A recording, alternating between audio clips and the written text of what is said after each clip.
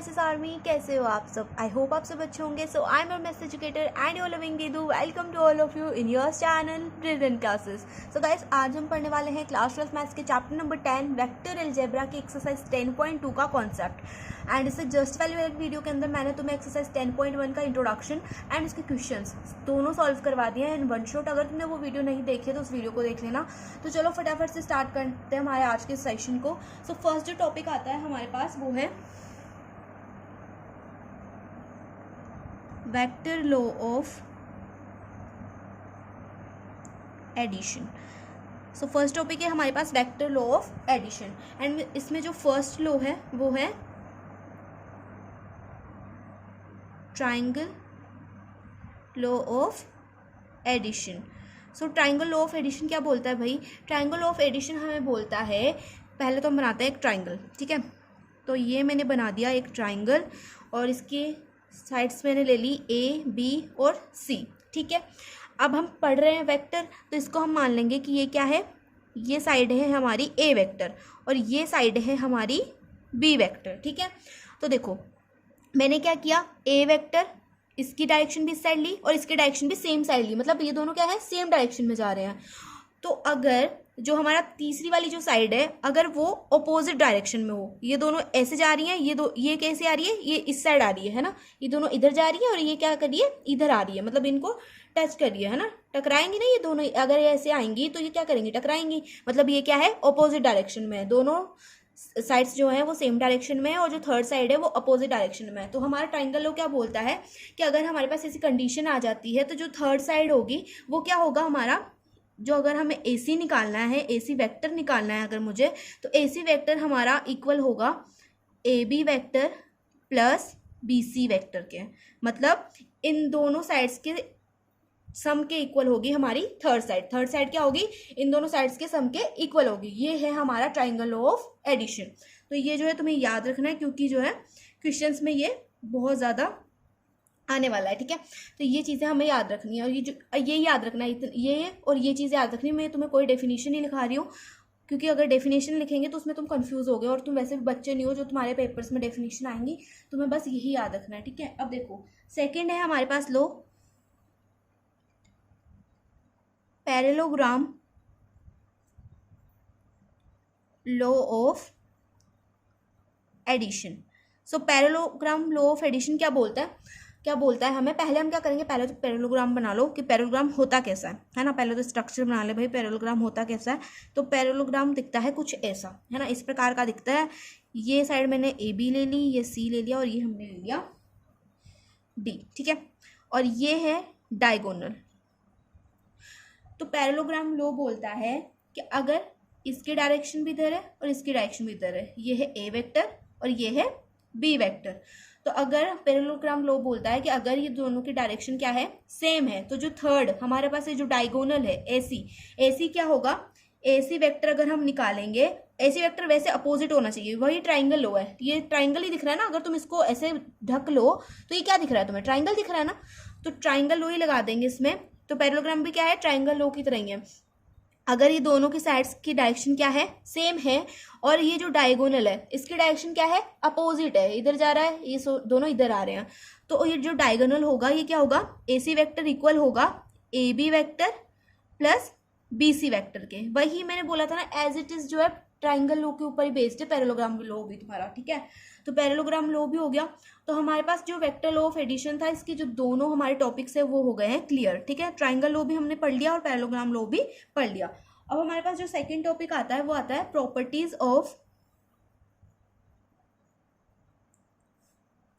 Of vector law of addition. ये जो हमने वेक्टर लॉ पढ़ा है ना ऊपर, इसकी ही अब हमें प्रॉपर्टीज पढ़नी है। प्रॉपर्टीज कौन सी, वही यार कम्यूटेटिव लॉ, एसोसिएटिव लॉ, वही पढ़ना है। तो देखो जो हमारा ये जो वेक्टर लॉ ऑफ एडिशन है ना, ये क्या होता है, ये कम्यूटेटिव भी होता है। कम्यूटेटिव का क्या मतलब हो गया, A vector plus B vector क्या होगा, इक्वल होगा B vector plus A vector के। मतलब तुम A vector plus B vector करो, चाहे B vector plus A vector करो, जो तुम्हारा आंसर आएगा ना वो एक ही आने वाला है, ठीक है। तो इसका मतलब है कि ये क्या है, कम्यूटेटिव लॉ को फॉलो कर रहा है। मैं यहाँ पे शॉर्ट में लिख रही हूँ, ठीक है। तो अब सेकेंड आता है हमारे पास एसोसिएटिव लॉ। अब एसोसिएटिव लॉ क्या बोलता है? एसोसिएटिव लॉ बोलता है A vector plus B vector plus C vector equal होगा A vector plus B vector plus C vector के। ये होता है हमारा एसोसिएटिव लॉ। अब जो थर्ड टॉपिक आता है हमारे पास, थर्ड जो हमारे पास लॉ आता है वो क्या बोलता है कि अगर हम इस ए वेक्टर को किसी आइडेंटिटी एलिमेंट के साथ में ऐड करवा दें, मतलब बेसिकली ये बोलता है कि अगर मुझे जो है मैं एक ऐसा आइडेंटिटी जो एलिमेंट इसके साथ ए वेक्टर के साथ ऐड कराऊं कि मेरे पास जो आए वो क्या है, सेम ही आए, मतलब ए वेक्टर ही आए मेरे पास। अगर मैं कुछ भी ऐड कर दूं ए वेक्टर में, एक ऐसा आइडेंटिटी एलिमेंट में ऐड कर दूं कि ऐड करने के बाद भी मेरे पास क्या आए, ए वेक्टर आए, तो ऐसा कौन सा आइडेंटिटी एलिमेंट हो सकता है? जीरो हो सकता है। अगर हम ए वेक्टर में जीरो को ऐड करेंगे तो हमारे पास ए वेक्टर ही तो आएगा। जीरो को तुम किसी भी चीज़ में तुम जीरो को ऐड करोगे तो हमारे पास वही चीज़ तो वापस आएगी। तो मतलब ए वेक्टर में अगर हम जीरो को ऐड करें तो हमारे पास क्या आ जाएगा, हमारे पास आ जाएगा ए वेक्टर। उसको हम ऐसे भी लिख सकते हैं जीरो वेक्टर प्लस में ए वेक्टर। ठीक है, यहाँ पर वेक्टर लगा दो। तो आइडेंटिटी एलिमेंट क्या है? जीरो। जीरो क्या है? हमारा आइडेंटिटी एलिमेंट है। मैंने क्या किया, ए वेक्टर में ऐसा आइडेंटिटी एलिमेंट ऐड करो कि हमारे पास क्या है, ए वेक्टर आए, तो मैंने क्या किया, जीरो को ऐड कर दिया। अब जो फोर्थ है हमारे पास वो है कि ए वेक्टर में आप ऐसा स्केलर ऐड करो, आप ऐसी स्केलर को ऐड करो कि आपके पास क्या है, जीरो आए। तो अगर मैं ए वेक्टर में माइनस ए वेक्टर ऐड कर दूं तो मेरे पास क्या आएगा, जीरो आएगा। इसको हम ऐसे भी लिख सकते हैं माइनस ए वेक्टर प्लस में ए वेक्टर। तो यहाँ पर हमारी properties of vector law of addition complete होती है। अब जो है हमारे पास थर्ड टॉपिक आता है वो है मल्टीप्लिकेशन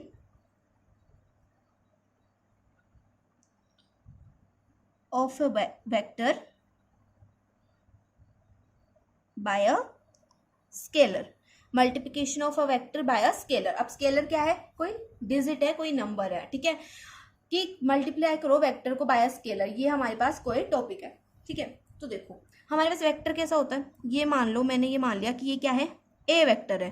तो अगर मैं इसे ए वेक्टर को 2 से मल्टीप्लाई कर दूं, अगर मैं इसको 2 से मल्टीप्लाई कर दूं, 2 इंटू ए वेक्टर कर दूं तो मेरे पास क्या आ जाएगा, 2a वेक्टर आ जाएगा। मतलब मेरे पास जो ये वेक्टर था अगर इसका मैग्नीट्यूड इतना सा था, अभी क्या हो जाएगा, मतलब थोड़ा सा बढ़ जाएगा। क्या होगा इसमें, थोड़ा सा ये बढ़ जाएगा, है ना। ए वेक्टर में ए वेक्टर प्लस हो जाएगा तो 2a वेक्टर आ जाएगा, तो ये हो जाएगा मेरे पास 2a वेक्टर।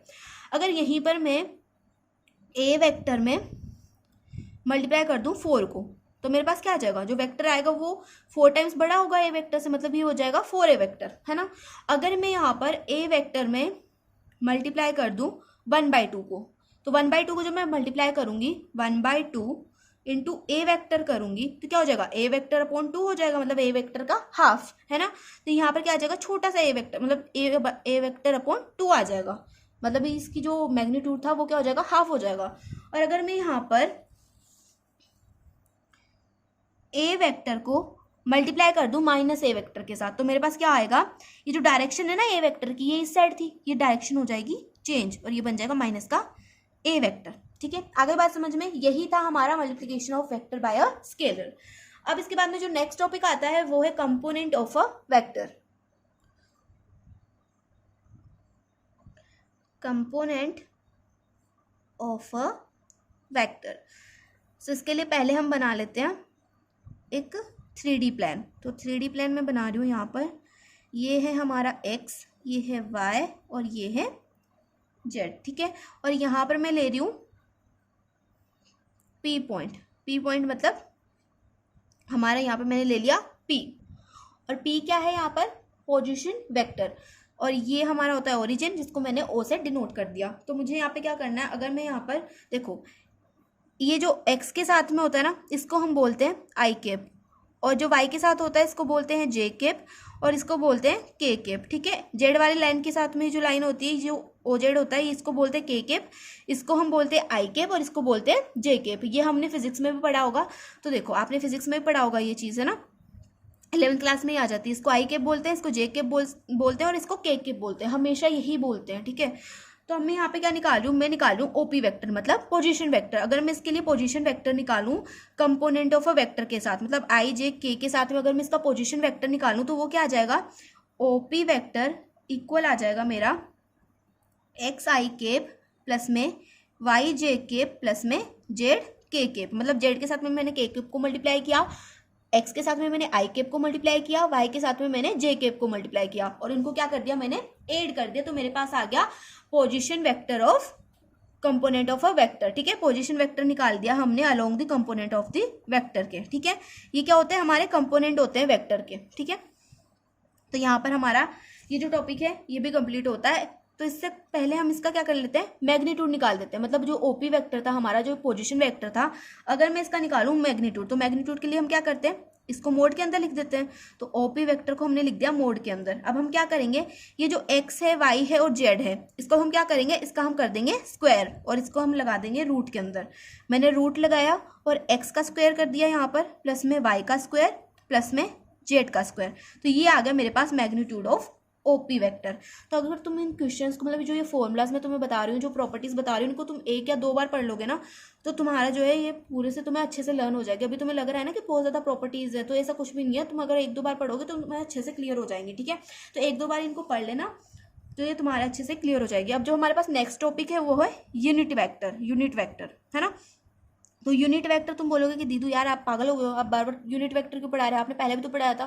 तो इसमें हमने वहाँ पे क्या किया था, वहाँ पे हमने ये पढ़ा था कि जो यूनिट वेक्टर होता है उसका मैग्नीट्यूड क्या होता है, ये तो मुझे कमेंट सेक्शन में बताओगे। ठीक है, उसका मैग्नीट्यूड क्या होता है ये मुझे हर बच्चा कमेंट सेक्शन में बताएगा। तो देखो यूनिट वेक्टर की यहाँ पर हम डेफिनेशन पढ़ेंगे। अब डेफिनेशन का मतलब ये नहीं कि मैं तुम्हें जो है इंग्लिश में पूरी जो है 2-3 लाइनें भर के लिखाऊंगी, डायरेक्ट हम फॉर्मूला पढ़ेंगे। फॉर्मूला क्या है, यूनिट वेक्टर को मैं यहाँ पे डिनोट कर रही हूँ ए वेक्टर से, सॉरी ए केप से, है ना।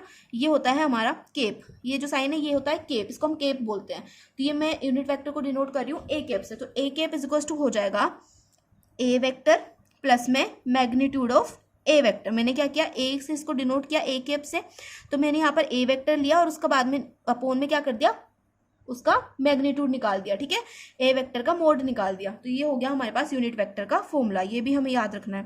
और ये जो ऊपर के मैंने दोनों लिखा है ना, ये भी याद रखना है। मतलब जो मैं तुम्हें लिखा रही हूँ ना वो सब तुम्हें याद रखना है, क्योंकि मैं जो कुछ भी तुम्हें लिखा रही हूँ इस पूरी की पूरी उसमें सेशन के अंदर, वो जो है मैं तुम्हें इंपॉर्टेंट चीज़ें ही बता रही हूँ। मैं कोई तुम्हें डेफिनेशन नहीं लिखा रही हूँ, रट्टे नहीं मरवा रही हूँ। ठीक है, तो इन चीज़ों को, इस वीडियो को 1 से 2 बार देख लेना। एक बार में समझ में नहीं आया तो 2 बार देख लेना, क्योंकि ये जो है जो तुम्हें कॉन्सेप्ट में पढ़ा रही हूँ बहुत ज़्यादा इंपॉर्टेंट है। इसके बिना तुम एक्सरसाइज 10.2 में कुछ भी सॉल्व नहीं कर सकते। और जो मैं पहले ही बता दूँ कि जो तुम्हें चैप्टर 10 को पहले पढ़ना, चैप्टर 11 को पढ़ के तुम अगर चैप्टर 10 को पढ़ने आए हो तो तुम महापुरुष हो। ठीक है, क्योंकि चैप्टर 10 जो है इंटरलिंक्ड है चैप्टर 11 से। तो चैप्टर 10 के बहुत सारे टॉपिक्स जो है तुम्हारे चैप्टर 11 के अंदर उठ के आने वाले हैं।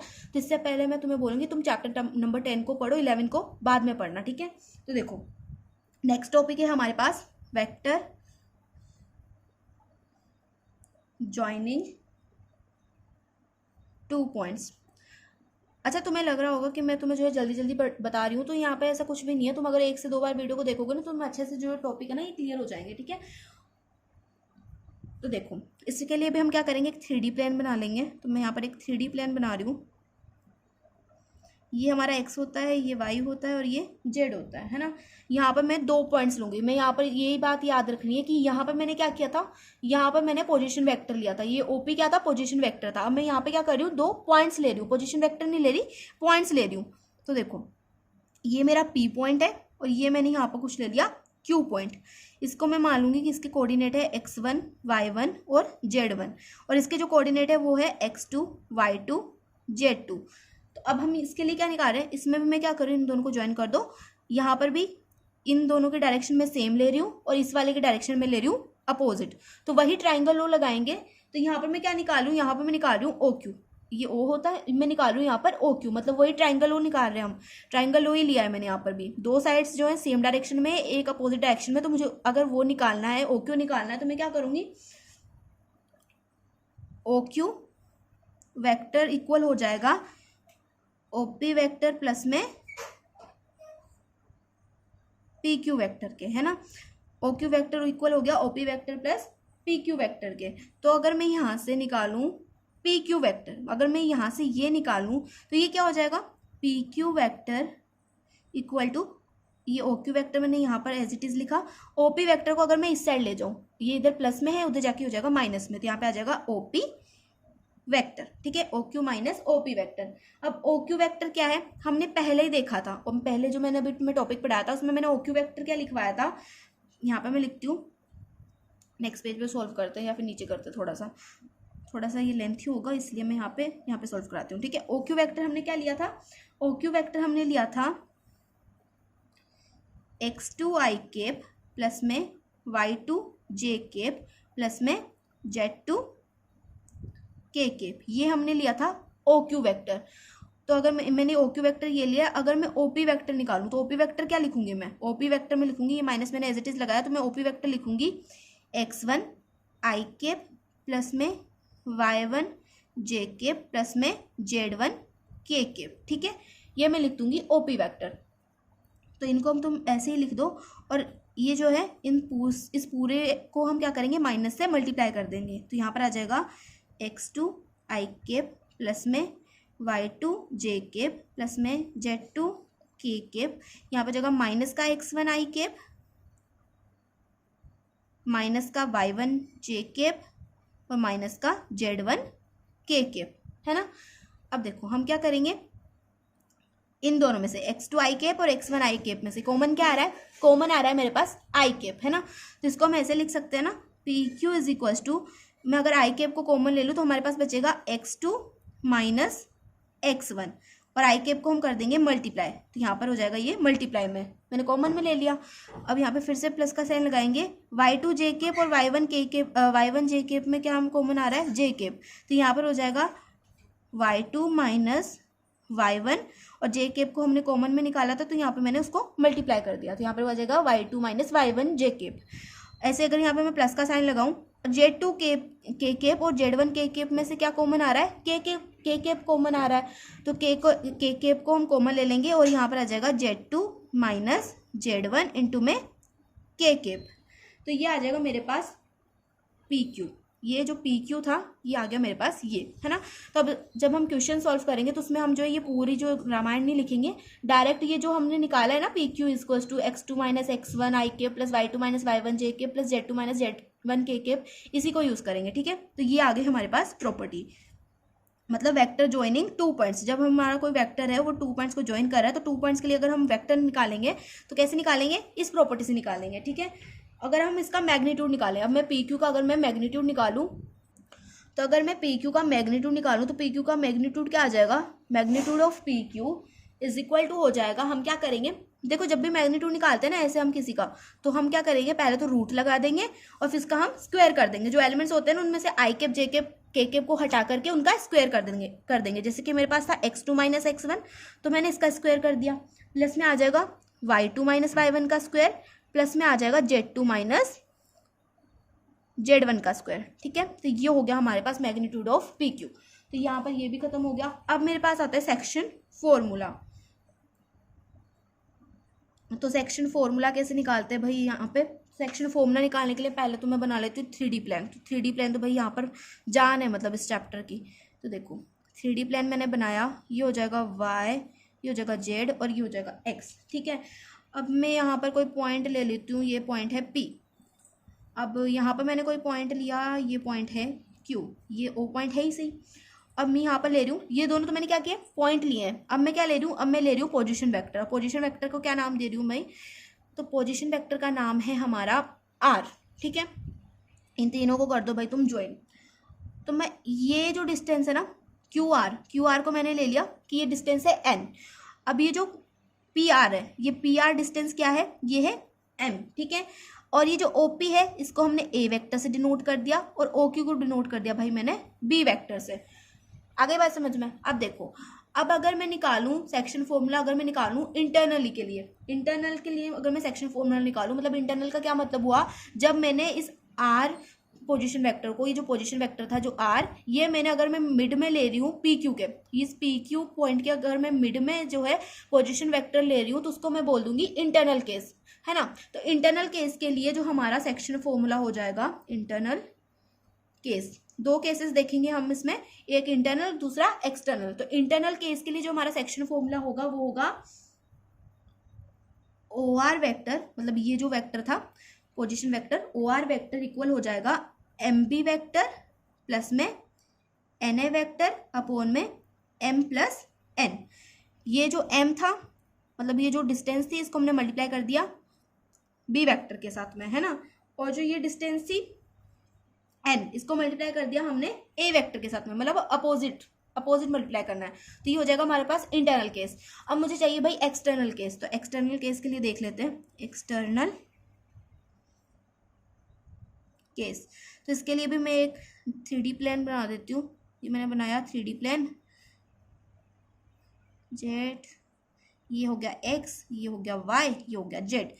यहाँ पर भी तुम पी क्यू ले लो, ये है पी, ये है क्यू, ये बीच में हमने सॉरी यहाँ पर साइड में ले लिया मैंने, ये कोई है आर। ये क्या है मेरा पोजीशन वेक्टर, ओपी मतलब ओ आर हमारा क्या है पोजीशन वेक्टर है, ओपी है हमारा ए वेक्टर और ओ क्यू है हमारा बी वेक्टर। ठीक है, इन दोनों को कर दो ज्वाइन, मतलब इन तीनों को ज्वाइन कर दिया। देखो मेरी ड्राइंग बहुत गंदी है तो ना कोई भी जो है ड्राइंग को देख के मत सोचना। देखो अब मैंने क्या किया, इस पूरे डिस्टेंस को, इस आर पी डिस्टेंस को मैंने ले लिया भाई एम। ठीक है, आर पी डिस्टेंस को मैंने मान लिया कि ये क्या है एम है, और ये जो आर क्यू डिस्टेंस है ना इसको मैंने ले लिया कि ये क्या है एन है। पहले हमने क्या किया था, पहले इतने से डिस्टेंस को हमने एम माना था और इतने से डिस्टेंस को एन माना था, पर यहाँ पे मैंने पूरे डिस्टेंस को मान लिया एम, और जो छोटा सा डिस्टेंस था ना क्यू आर का उसको मैंने मान लिया एन है।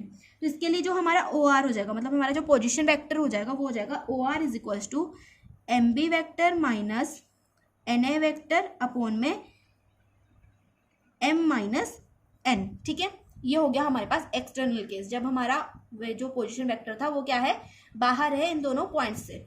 अब इसके बाद में जो हमारे पास लास्ट टॉपिक आता है वो आता है मिड पॉइंट। तो मिड पॉइंट निकाल लेते हैं। तो मिड पॉइंट के लिए भी मैं फिर से जो है एक 3D प्लेन बना रही हूँ। तो मैंने बोला था यार 3D प्लेन जो है स्टॉप, इस जो चैप्टर है ना, ये जो चैप्टर नंबर 10 है तुम्हारा वेक्टर अलजेब्रा, इसकी जान है। तो देखो 3D प्लेन बनाया मैंने, ये मैंने कोई पॉइंट माना P, ये मैंने कोई पॉइंट माना Q, और ये बीच में मैंने मान लिया भाई ये क्या है R है। इन तीनों को ज्वाइन कर देंगे।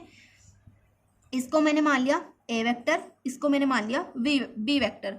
अब मुझे निकालना है मिड पॉइंट, मतलब OR, ये O है भाई, है ना। तो OR मुझे निकालना है। तो OR क्या हो जाएगा मेरा, OR vector is equal to हो जाएगा A वेक्टर प्लस में B वेक्टर अपॉन में 2। हम क्या करेंगे A vector plus B vector करेंगे, अपॉन में 2 कर देंगे, हमारे पास आ जाएगा मिड पॉइंट।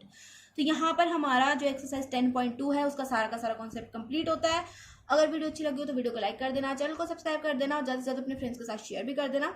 और वीडियो अच्छी लगती है तो 1-2 बार देख भी लेना, ठीक है। क्योंकि अगर तुम्हें ऐसा लग रहा है कि अगर मैं जल्दी जल्दी बता रही हूँ तुम्हें, तो मैं जल्दी जल्दी नहीं बता रही हूँ, क्योंकि ये जो टॉपिक्स हैं ये बहुत ज़्यादा सिंपल वे में मैंने तुम्हें समझाया है। डेफिनेशन नहीं बताई है मैंने, एग्जैक्ट पॉइंट बताया जो कि तुम्हें याद करना है, और इसमें से कोई भी ऐसी चीज़ नहीं है जो छोड़ने लायक है, ठीक है। तो सारी चीज़ें हमें पढ़नी है, कोई भी चीज़ नहीं छोड़नी है। तो अच्छे से पढ़ते रहो, 1-2 बार वीडियो को देख लेना, और उसके बाद में जो है तुम रिवीजन कर लेना, ठीक है। तो अच्छे से जो है ये फॉर्मूला से जो तुम्हें क्लियर हो जाएंगे। तो एक्सरसाइज 10.2 के लिए ये बहुत ज़्यादा इंपॉर्टेंट है, ये मैं तुम्हें दोबारा से बता देती हूँ। तो यहीं पर हम वीडियो को एंड करते हैं, और यहाँ पर तुम्हें मच्छर दिख रहा होगा तो उसको इग्नोर मारना और वीडियो को देखना, ठीक है। तो मिलते हैं नेक्स्ट वीडियो में, तब तक के लिए बाय बाय, टेक केयर।